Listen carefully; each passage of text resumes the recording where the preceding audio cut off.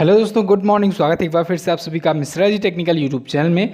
दोस्तों आज है 16 मई और आज की इस वीडियो में हम लोग जानेंगे आज के दिन के सभी इंपॉर्टेंट करंट अफेयर के क्वेश्चंस के बारे में। पूरी वीडियो ध्यान से देखिएगा, पूरी वीडियो डिटेल में आपको समझाई गई है। और एंड में दोस्तों जैसा कि मैं आपको स्टैटिक जीके जीएस भी पढ़ाते चलता हूँ करंट अफेयर के साथ साथ, तो अब आप लोग करंट अफेयर के साथ साथ स्टैटिक जीके जीएस भी अपना प्रॉपर तरीके से तैयार करते चलोगे। तो आज के स्टैटिक जीके पोर्शन में हम लोग बात करेंगे एयरपोर्ट्स इन इंडिया के बारे में, इंटरनेशनल एयरपोर्ट्स के बारे में। ठीक है, तो पूरी वीडियो आपको एंड तक देखना है। शुरुआत में करंट अफेयर, फिर स्टैटिक जीके जीएस। वीडियो पसंद आए तो वीडियो को लाइक कीजिएगा, अपने दोस्तों के साथ इसे शेयर जरूर कीजिएगा और सब्सक्राइब करके बेल आइकन जरूर प्रेस कर लीजिए अगर आपने अभी तक चैनल को सब्सक्राइब नहीं किया है तो। चलिए दोस्तों, अब बात करते हैं लास्ट डे के क्वेश्चन की। लास्ट डे का हमारा पहला क्वेश्चन था, हाल ही में कहा कि सोहराई खोवर पेंटिंग को जीआई टैग दिया गया, तो झारखंड इसमें करेक्ट ऑप्शन होगा। अगला, फीफा अंडर 17 महिला विश्व कप फाइनल मैच में भारत के किस शहर में ये आयोजित होगा? तो फाइनल मैच दोस्तों नवी मुंबई में आयोजित होगा और पहला मैच गुवाहाटी में आयोजित होगा। टोटल 5 सिटीज़ में ये आयोजित होना है। इन दोनों क्वेश्चन के बारे में जिन लोगों ने डिटेल में आंसर किया उनके नाम मैं आपको वीडियो के एंड में बताऊंगा। चलिए बात करते हैं आज के दिन के पहले क्वेश्चन की। पहला क्वेश्चन है, हाल ही में कहाँ के नेति वर्क्स को जीआई टैग दिया गया? तो अभी हाल ही में दोस्तों तमिलनाडु के तंजावुर नेति वर्क्स को दिया गया है जीआई टैग। किसे दिया गया है? तमिलनाडु के तंजावुर नेति वर्क्स को।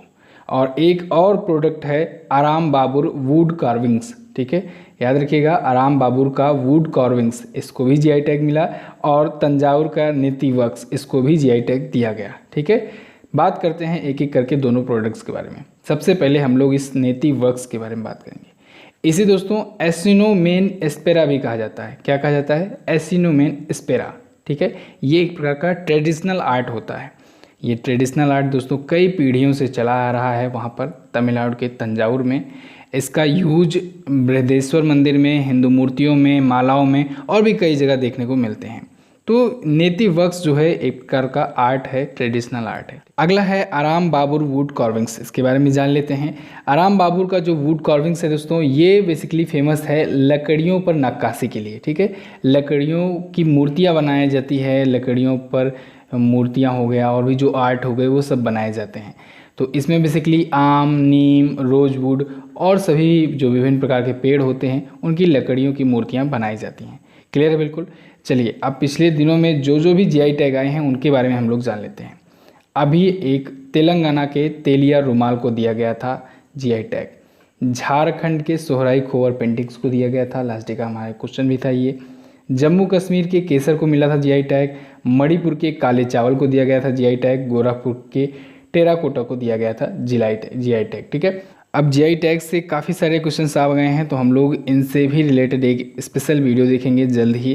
तो जीआई टैग के बारे में आपको बता दे रहा हूँ अभी। जीआई टैग यानी geographical indication tag. GI tag किसी प्रोडक्ट को तब दिया जाता है जब उस प्रोडक्ट का प्रमोशन करना हो या फिर उस प्रोडक्ट को स्पेसिफाई करना हो, उस एरिया के लिए फिक्स कर देना हो। ठीक है, किसी एक खास जगह का जो कोई प्रोडक्ट होता है जिसकी वजह से वो जगह पहचानी जाने लगती है, तो फिर उस प्रोडक्ट को और ज़्यादा प्रमोट करने के लिए, इंटरनेशनल मार्केट में भेजने के लिए और साथ ही साथ उसका रेट वगैरह सब फिक्स करने के लिए, उसको एक नई पहचान देने के लिए जीआई टैग दिया जाता है।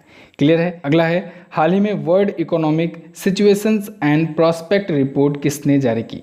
तो अभी हाल ही में संयुक्त राष्ट्र ने, यूनाइटेड नेशंस ने दोस्तों world economic situations and prospect report जारी की है। हिंदी में बात करें तो संयुक्त राष्ट्र आर्थिक परिस्थितिक और संभावना रिपोर्ट है ये। यूनाइटेड नेशंस ने दोस्तों ये जो साल के बीच में जो जारी की जाने वाली इसकी अपनी रिपोर्ट होती है ये, वो जारी कर दी है 2020 की, यानी इस वर्ष की। इस रिपोर्ट में दोस्तों संयुक्त राष्ट्र ने 2020 और 2021 यानी इस वर्ष और अगले वर्ष, इन दोनों ईयर के फाइनेंशियल ईयर की कंट्रीज़ की इकोनॉमी और ग्लोबल इकोनॉमी, इन दोनों का प्रिडिक्शन किया है। ठीक है, अनुमान लगाया है। अब कंट्रीज़ की इकोनॉमी में हमें मतलब है भारत से, तो भारत की इकोनॉमी यानी कि जीडीपी ग्रोथ रेट का इन्होंने अनुमान बताया है 2020-21 के लिए 1.2% और 2021-22 की ग्रोथ रेट अनुमान इन्होंने बताया 5.5%। क्लियर है? तो जैसा कि मैंने आपको बताया जीडीपी ग्रोथ रेट अभी सभी लोग घटाएंगे धीरे धीरे करके, तो हम लोग रिवीजन अब नहीं करेंगे जो पुरानी जीडीपी ग्रोथ रेट का प्रेडिक्शन आया हुआ है, क्योंकि लगातार लॉकडाउन बढ़ता जा रहा है और लगातार इस वजह से जितनी भी रेटिंग एजेंसियां हैं वो सभी लोग अपना अपना अनुमान घटा रही हैं। तो पुराने वाला रिवीजन करने का कोई मतलब है नहीं। अच्छा, यूनाइटेड नेशन ने ग्लोबल इकोनॉमी के भी बारे में बताया है। ग्लोबल इकोनॉमी के बारे में प्रेडिक्शन किया है कि 3.2% रहने वाली है 2020-21 के लिए, 2020-21 फाइनेंशियल ईयर के लिए। क्लियर है बिल्कुल, तो इसे याद रखिएगा। अब बात कर लेते हैं हम लोग संयुक्त राष्ट्र की। संयुक्त राष्ट्र संघ यानी यूनाइटेड नेशन ऑर्गेनाइजेशन, इसकी स्थापना हुई दोस्तों 24 अक्टूबर 1945 को। 24 अक्टूबर को इसी वजह से मनाया जाता है संयुक्त राष्ट्र दिवस। इसके हेड हैं एंटोनियो गुटेरेस जी, पुर्तगाल के हैं, न्यूयॉर्क में है इसका हेडक्वार्टर। नेक्स्ट बात करते हैं। अगला है, हाल ही में किस अंतर्राष्ट्रीय संगठन के प्रमुख रॉबर्टो अजेवेदो ने इस्तीफे की घोषणा की? तो अभी हाल ही में विश्व व्यापार संगठन यानी वर्ल्ड ट्रेड ऑर्गेनाइजेशन WTO के ये हेड थे रॉबर्टो अजेवेदो। इन्होंने अपने पद से इस्तीफा देने की घोषणा की है। ये 31 अगस्त को इस्तीफा दे देंगे, ठीक है, अपने पद से ये हट जाएंगे। इन्होंने इस्तीफे की घोषणा कर दी है। अच्छा, ये कब बने थे हेड? तो ये दोस्तों 2013 में हेड बने थे। कब? 2013 में। 2 कार्यकाल इनका 4-4 वर्षों का रहा, यानी कि दूसरे कार्यकाल के लिए नियुक्त हो चुके थे। इनका दूसरा कार्यकाल दोस्तों सितंबर 2021 में समाप्त होने वाला था, लेकिन अब उससे पहले ही इन्होंने 31 अगस्त को अपने पद से हट जाने की घोषणा की है, यानी इस्तीफे की घोषणा कर दी है। क्लियर है? तो 31 अगस्त 2020 को ही ये अपने पद से हट जाएंगे। चलिए अब बात करते हैं WTO की, वर्ल्ड ट्रेड ऑर्गेनाइजेशन की। इसकी स्थापना हुई 1 जनवरी 1995 को। इसका हेडक्वार्टर है जिनेवा में और इसमें वर्तमान में 164 मेंबर कंट्रीज हैं। क्लियर है? अच्छा, जितने भी इंटरनेशनल ऑर्गेनाइजेशंस हैं, जितने इंपॉर्टेंट हैं, उनके बारे में मैंने आपको एक स्पेशल वीडियो दी हुई है। आप लोग को सर्च करना है international organisation Mishra ji technical, तो आपको वो वीडियो मिल जाएगी। वीडियो देख लीजिएगा। सभी इंटरनेशनल ऑर्गेनाइजेशंस के बारे में बहुत ही महत्वपूर्ण जानकारियाँ बताई गई हैं डिटेल में। चलिए नेक्स्ट बात करते हैं। अगला है, कोरोना वायरस से मुक्त होने वाला पहला यूरोपीय देश कौन बना? तो कोरोना वायरस से मुक्त होने वाला पहला यूरोपीय देश बन गया है दोस्तों स्लोवेनिया। कौन? स्लोवेनिया। ये यूरोपियन कंट्री है और कोविड-19 महामारी से मुक्ति की ऑफिशियल अनाउंसमेंट कर दिया है। ठीक है, अभी आपको पता होगा यूरोपीय कंट्रीज़ में दोस्तों कोविड-19 महामारी ने तबाही मचा रखी थी, अभी भी चल ही रहा है। तो ऐसे में दोस्तों राहत की खबर एक ये है कि एक देश ऐसा भी हो गया है उसी यूरोप में जिसने पूरी तरीके से कोरोना मुक्त घोषित कर दिया है अपने आप को। इसकी सक्सेस के पीछे सबसे बड़ा राज ये है कि इसने सही समय पर पूरी तरीके से प्रतिबंधित कर दिया था बाहरी लोगों को, विदेशों से आने जाने वाले लोगों को। ठीक है, और इसी वजह से जितने लोग बचे उनका उपचार संभव हो पाया। हालांकि इन लोगों की, इन कंट्रीज़ की पॉपुलेशन बहुत कम होती है, इस वजह से कंट्रोल करना थोड़ा पॉसिबल होता है। हमारे इंडिया में थोड़ा सा पॉपुलेशन बहुत ज़्यादा पड़ जाता है, इस वजह से थोड़ा कंट्रोल करने में मुश्किल होती है। लेकिन अगर हम लोग सपोर्ट करेंगे, सभी लोग मिलकर एकजुट से लड़ेंगे इससे, तो फिर ज़रूर ही कोविड-19 मुक्त हो जाएगा भारत भी। चलिए फिलहाल हम लोग बात कर लेते हैं स्लोवेनिया के बारे में। तो ये रहा दोस्तों हमारा प्यारा भारत। हम लोग इधर आएंगे यूरोपीय कंट्रीज़ में, ठीक है, यूरोपियन कॉन्टिनेंट में। यूरोप में इधर इटली के बारे में अभी उस दिन मैंने आपको बताया था। इटली से थोड़ा सा इधर आएंगे, इधर ये क्रोएशिया है, क्रोएशिया ये है स्लोवेनिया, और इधर है दोस्तों ये बोस्निया एंड हर्जेगोविना, इधर सर्बिया है। ठीक है, और इधर है स्लोवेनिया, ये दिख रहा है आपको। ठीक है, स्लोवेनिया के ऊपर ऑस्ट्रिया है, नीचे क्रोएशिया है। ठीक है, इधर ये इटली है और इधर आप देख सकते हैं हंगरी है। ठीक है, तो ये अपना बॉर्डर किससे किससे शेयर कर रहा है थोड़ा सा क्लियर हम लोग देख लें। चलिए, स्लोवेनिया जो बॉर्डर अपना शेयर कर रहा है ये इटली से, ऑस्ट्रिया से, हंगरी से और क्रोएशिया से अपना बॉर्डर शेयर करता है। क्लियर है? अगर धीरे धीरे करके हम लोग इन कंट्रीज़ के बारे में थोड़ा थोड़ा करके जानते रहेंगे तो हमें एक आइडिया लग जाएगा कि कौन सी कंट्री कहाँ पर स्थित है। जैसे कि एशिया का आपको लगभग याद ही हो गया होगा। ठीक है, अगला है, हाल ही में रक्षा मंत्री राजनाथ सिंह ने किस भारतीय तटरक्षक बल पोत को कमीशन किया? तो अभी हाल ही में दोस्तों ICGS सचेत को, किसे? ICGS यानी इंडियन कोस्ट गार्ड शिप्स सचेत को इन्होंने कमीशन किया है। ठीक है, कहाँ पर? गोवा में कमीशन किया है। अच्छा, इसी के साथ में इन्होंने 2 इंटरसेप्टर बोट्स को भी कमीशन किया है। उसका नाम है C450 यानी 450 एंड C451। तो C450 और C451 इन 2 इंटरसेप्टर बोट्स को भी इन्हीं के साथ में कमीशन किया गया है। ये दोस्तों वीडियो कॉन्फ्रेंसिंग के माध्यम से किया गया है और इंडियन कोस्ट गार्ड के इतिहास में पहली बार ऐसा हुआ है कि डिजिटली कोई चीज़, कोई जहाज़, कोई शिप कमीशन किया हुआ। बात करते हैं हम लोग भारतीय तटरक्षक बल की, इंडियन कोस्ट गार्ड। इसकी स्थापना हुई थी दोस्तों 1978 में, 1978 में। इसके करंट टाइम पर डायरेक्टर जनरल हैं कृष्णा स्वामी नटराजन जी। इसका हेडक्वार्टर है नई दिल्ली में। अगला देखते हैं, हाल ही में भारत सरकार ने चावल के निर्यात के लिए कौन सा मंच स्थापित किया? तो अभी हाल ही में भारत सरकार ने चावल निर्यात संवर्धन मंच यानी राइस एक्सपोर्ट प्रमोशन फोरम नाम का एक मंच स्थापित किया है चावल के निर्यात के लिए। ठीक है, इसका मेन पर्पज़ यही है कि राइस के एक्सपोर्टेशन को यानी चावल के निर्यात को ज़्यादा से ज़्यादा प्रमोट किया जाए, ज़्यादा से ज़्यादा बढ़ावा दिया जाए। तो ये एपीडा के तत्वाधान में आया है। एपीडा के बारे में हम लोग आज फिर जान लेते हैं। एपीडा यानी कि agriculture and processed food export promotion development authority. तो इसी के तत्वाधान में चावल निर्यात संवर्धन मंच की स्थापना हुई। नेक्स्ट बात करते हैं। अगला है, किस राज्य सरकार ने मातृ स्मृति योजना शुरू की? मातृ स्मृति योजना, ये योजना शुरू की है दोस्तों पश्चिम बंगाल ने, वेस्ट बंगाल गवर्नमेंट ने इसे शुरू किया है। ये स्कीम के तहत क्या होगा? तो इस स्कीम के तहत दोस्तों जो बागवानी करने वाले लोग हैं या जो मछली पालन करते हैं वहाँ पर ग्रामीण इलाकों में, ठीक है, तो उनको अपनी गतिविधियाँ शुरू करने के लिए ये ऐप लॉन्च किया गया है। अभी आपको पता होगा लॉकडाउन की वजह से सब कुछ बंद चल रहा था, तो ऐसे में इस ऐप की मदद से जो ग्रामीण इलाकों के या फिर जो स्थानीय निवासी हैं वहाँ के जो बागवानी करते हैं या फिर मछली पालन करते हैं वो लोग अपना अपना कारोबार शुरू कर सकते हैं। ठीक है, एक रूल रेगुलेशन बताया जाएगा। तो इससे फ़ायदा ये होगा, एक तो रोज़गार भी मिलेगा, रोज़गार दोबारा शुरू हो सकेगा, और दूसरा ये है कि 2.5 लाख से ज़्यादा नागरिकों को ग्रामीण इलाकों में भी फ़ायदा होगा। क्लियर है? अच्छा, पश्चिम बंगाल सरकार ने अभी कुछ ही दिन पहले एक और ऐप लॉन्च किया था प्रवासियों को बाहर निकालने के लिए, यानी कि जो प्रवासी थे उनको उनके राज्य में भेजने के लिए। एग्जिट ऐप था नाम। क्या नाम था? Exit app. इसे भी ध्यान रखिएगा।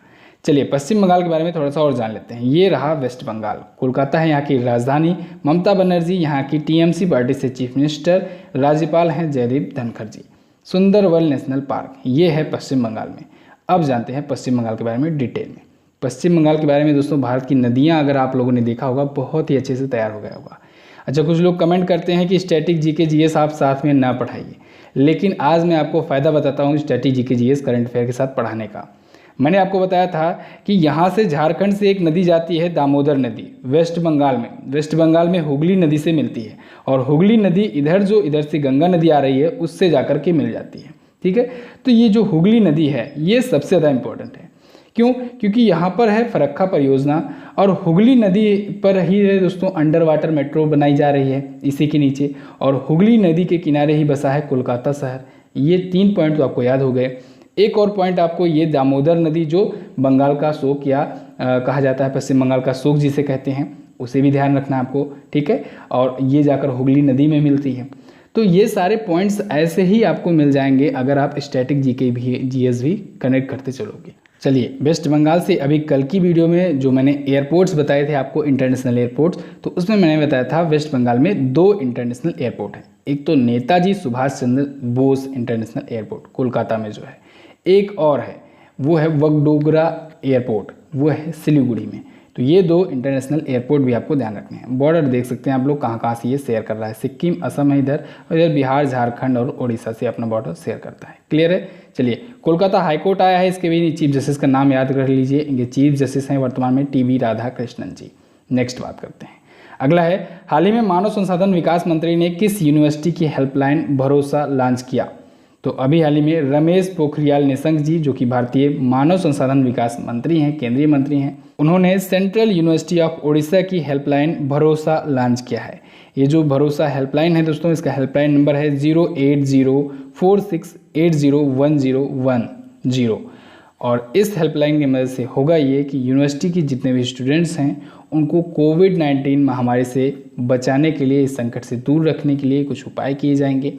उनसे रिलेटेड जो भी तत्कालीन उपाय होंगे वो किए जाएंगे। ठीक है, तो मानव संसाधन विकास मंत्री ने अभी हाल ही में इसे लॉन्च किया है।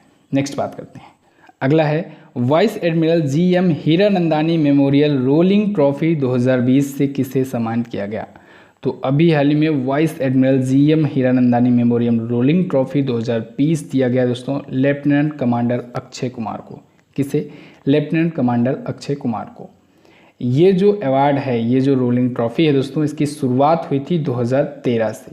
ठीक है, किसकी याद में? GM हीरानंदानी जी की याद में। ये वाइस एडमिरल रह चुके हैं। इनकी याद में ये दिया जाता है, 2013 से ये दिया जाता है। क्लियर है। तो ये दिया गया इस बार लेफ्टिनेंट कमांडर अक्षय कुमार जी को। लेफ्टिनेंट कमांडर अक्षय कुमार को दोस्तों कोच्चि में दक्षिणी नौसेना कमान के एंटी सबमरीन वारफेयर स्कूल में कमीशन किया गया है। क्लियर है। अब नौसेना आया है तो भारतीय नौसेना यानी इंडियन नेवी के बारे में जानिए। इंडियन नेवी डे मनाया जाता है प्रत्येक वर्ष 4 दिसंबर को, और भारतीय नौसेना दुनिया की 7वीं सबसे बड़ी नौसेना है, और भारतीय नौसेना के वर्तमान में अध्यक्ष हैं करमबीर सिंह जी। नेक्स्ट बात करते हैं। अगला है, हाल ही में किस कंपनी ने फैमिली सेफ्टी ऐप लॉन्च किया? तो अभी हाल ही में माइक्रोसॉफ्ट ने लॉन्च किया है फैमिली सेफ्टी ऐप। इस ऐप के थ्रू होगा ये कि पेरेंट्स जो होते हैं, माता पिता, अपने बच्चों पर बेटर तरीके से कंट्रोल कर पाएंगे। ठीक है, इस पर कंट्रोल पा सकेंगे। तो इस वजह से ये ऐप लॉन्च किया गया है। अभी इस ऐप का दोस्तों प्रीव्यू लॉन्च किया गया है, यानी अभी पूरी तरीके से ये लॉन्च नहीं हुआ है, लेकिन टेस्टिंग के बाद जल्द ही ये पूरी तरीके से लॉन्च कर दिया जाएगा। किसके द्वारा? माइक्रोसॉफ्ट के द्वारा। अच्छा, फैमिली सेफ्टी ऐप का प्रीव्यू कल क्यों लॉन्च किया गया? क्योंकि दोस्तों कल था family day, international family day. याद रखिएगा, कल इसके बारे में डिटेल में चर्चा करेंगे। 15 मई को मनाया जाता है परिवार दिवस। चलिए माइक्रोसॉफ्ट के बारे में जान लेते हैं। माइक्रोसॉफ्ट के सीईओ हैं सत्या नडेला जी। इसकी स्थापना हुई थी कंपनी की 1975 में। किसने स्थापना की थी? बिल गेट्स जी ने। अभी हाल ही में बिल गेट्स ने वहाँ के डायरेक्टर बोर्ड से इस्तीफा भी दिया है, इसे भी आपको याद रखना है। तो बस दोस्तों ये तो थे आज के दिन के टॉप 10 करंट अफेयर्स। अगर आपको वीडियो पसंद आई हो, हेल्पफुल लगी हो, तो वीडियो को लाइक ज़रूर कर देना। आपके लाइक से हमारा मोटिवेशन बढ़ता है। और चैनल पर अगर आप पहली बार आए हो दोस्तों तो चैनल को सब्सक्राइब ज़रूर कर देना। आजकल यूट्यूब में बग चल रहा है, पता नहीं कौन सा इशू चल रहा है। दिन भर सब्सक्राइबर्स बढ़ते हैं और अचानक से रात में सब्सक्राइबर डिक्रीज हो जाते हैं। अब पता नहीं ऐसा मेरे ही चैनल के साथ हो रहा है या और भी चैनल्स के साथ ऐसा हो रहा है। फिलहाल जो भी हो, आप लोग सब्सक्राइब कर दीजिएगा, बेल आइकन को प्रेस कर दीजिएगा, और सेपरेट वीडियो मिलते रहेंगे आपको। अब बात करते हैं हम लोग स्टैटिक जीके जीएस की। हम लोग बात कर रहे थे दोस्तों इंटरनेशनल एयरपोर्ट्स की। भारत में जितने भी इंटरनेशनल एयरपोर्ट्स हैं उनके बारे में हम लोग जान रहे थे। तो हमने बताया था आपको कि 34 इंटरनेशनल एयरपोर्ट्स हैं टोटल इंडिया में। तो हम लोगों ने ये बेल्ट जान लिया था। इस बेल्ट में अभी एक बाकी था, दिल्ली में है दोस्तों इंदिरा गांधी इंटरनेशनल एयरपोर्ट। ये छूट गया था, इसे ध्यान रखिएगा। इंदिरा गांधी इंटरनेशनल एयरपोर्ट है दिल्ली में। ओके। और कुछ लोगों की कल कमेंट आ रहे थे कि बिहार में गया एयरपोर्ट जो है वो है इंटरनेशनल एयरपोर्ट। तो देखिए दोस्त, इसमें थोड़ा सा समझने वाली बात है। आपके क्वेश्चंस बहुत अच्छे थे, बहुत ही अच्छा क्वेश्चन पूछा आप लोगों ने। ये जो गया एयरपोर्ट है ये कस्टम एयरपोर्ट है। कस्टम एयरपोर्ट क्या होता है? कस्टम एयरपोर्ट दोस्तों एक प्रकार का ऐसा एयरपोर्ट होता है जहाँ पर चेकिंग और क्लियरेंस के लिए इंटरनेशनल फ़्लाइट्स का यूज किया जाता है। ठीक है, इंटरनेशनल फ़्लाइट्स की चेकिंग और क्लियरेंस होती है, लेकिन अभी इसे इंटरनेशनल एयरपोर्ट का दर्जा नहीं प्राप्त है। अभी ये इंटरनेशनल एयरपोर्ट का स्टेटस नहीं प्राप्त किया हुआ है। ठीक है, इस प्रकार के एयरपोर्ट्स में होता ये है कि प्रॉपर तरीके से इंटरनेशनल फ़्लाइट्स जो होती हैं वो कॉमर्शियली नहीं आती जाती हैं। सिर्फ कुछ ही केसेस में इंटरनेशनल फ़्लाइट्स होती हैं, बट वो शेड्यूल्ड होती हैं। ठीक है, उन्हें शेड्यूल किया गया रहता है, और ये चेकिंग और क्लियरेंस के लिए बेसिकली होता है। तो कस्टम्स जो है अभी प्रॉपर तरीके से स्टेटस नहीं पाया रहता है, इसी कस्टम्स के श्रेणी में रखते हैं। तो गया जो एयरपोर्ट है वो कस्टम एयरपोर्ट है, वो इंटरनेशनल एयरपोर्ट अभी नहीं है। क्लियर होना चाहिए। केवल 34 ही इंटरनेशनल एयरपोर्ट्स हैं, केवल इन्हीं के बारे में हमें याद रखना है।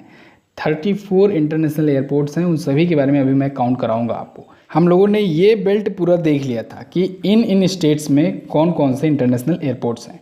आज हम लोग बात करेंगे इस पोर्शन की। ठीक है, यानी राजस्थान, मध्य प्रदेश, छत्तीसगढ़ और उड़ीसा की। क्योंकि दोस्तों अगर हम लोग धीरे धीरे करके पढ़ेंगे तभी याद होते चलेगा, एक साथ पढ़ेंगे तो याद नहीं होगा। और इन सभी के लिए स्पेसिफिक वीडियो आपको दी जा रही है धीरे धीरे करके। उनमें होता यह है कि मैं जो 2 से 3 वीडियोज़ में बताया रहता हूँ उन सभी को मर्ज करके देता हूँ। तो वो अभी दी जा रही है, तो इसका मतलब ये नहीं है कि वो ऐसे ही दी जाएगी। अलग वीडियोज़ भी आएंगी ज्योग्राफी की। कुछ टॉपिक्स जो हैं जिनको मैं, जो छोटे टॉपिक्स हैं उनको मैं डेली करंट अफेयर वीडियो में बता देता हूं, उनको तो मैं वैसे ही दे दूंगा अलग करके। और जो टॉपिक बड़े टॉपिक हैं उनकी अलग से स्पेशल वीडियो बनाई जाएगी। इस वजह से आप लोग ज्योग्राफी की जो प्लेलिस्ट है उसमें जा करके जो बाकी वीडियोज़ हैं उनको देखते रहिए, और आगे भी वीडियोज़ आएंगी। ठीक है, अलग अलग टॉपिक पर जो डिटेल वीडियो होंगी उनको उसमें समझाऊंगा, जो छोटे मोटे टॉपिक होंगे उसको हम लोग करंट अफेयर में कवर करते चलेंगे। तो चलिए इधर से शुरू करते हैं। सबसे पहले बात करते हैं राजस्थान की। राजस्थान में है दोस्तों जयपुर इंटरनेशनल एयरपोर्ट। कुछ भी याद करने की ज़रूरत नहीं है, राजस्थान की राजधानी ही है जयपुर। ठीक है। तो जयपुर इंटरनेशनल एयरपोर्ट, इसको तो याद करने की ज़रूरत नहीं है। आइए मध्य प्रदेश में, मध्य प्रदेश में है दोस्तों देवी अहिल्याबाई होलकर एयरपोर्ट। क्या है? देवी अहिल्याबाई होलकर एयरपोर्ट। यह है इंदौर में। इंदौर भारत का सबसे स्वच्छ शहर, यहाँ पर है देवी अहिल्याबाई होलकर एयरपोर्ट। आ जाते हैं छत्तीसगढ़ में। छत्तीसगढ़ में है दोस्तों स्वामी विवेकानंद एयरपोर्ट। स्वामी विवेकानंद जी के नाम पे पड़ा, उनके सम्मान देने के लिए रायपुर में जो एयरपोर्ट है उसका नाम है स्वामी विवेकानंद एयरपोर्ट। क्लियर है। आ जाते हैं हम लोग उड़ीसा में। उड़ीसा में दोस्तों मैंने आपको बताया जो बीजेडी पार्टी है, बीजू जनता दल पार्टी, इसके बारे में मैंने आपको डिस्कस किया था। बीजेपी, बीजू जनता दल पार्टी, बीजू पटनायक जो थे उन्होंने इसको स्थापित किया था। बीजू पटनायक ने कई सालों तक शासन किया, वहाँ पर मुख्यमंत्री रहे। उसके बाद उनके जो बेटे हुए यानी कि नवीन पटनायक जी, वो 5 बार लगातार सीएम बने उड़ीसा के। 5वीं बार अभी भी सीएम हैं वर्तमान में बीजू जनता दल के। यानी कि बीजू जनता दल जो है वो बहुत ही लॉन्ग टर्म से वहाँ से चलता आ रहा है।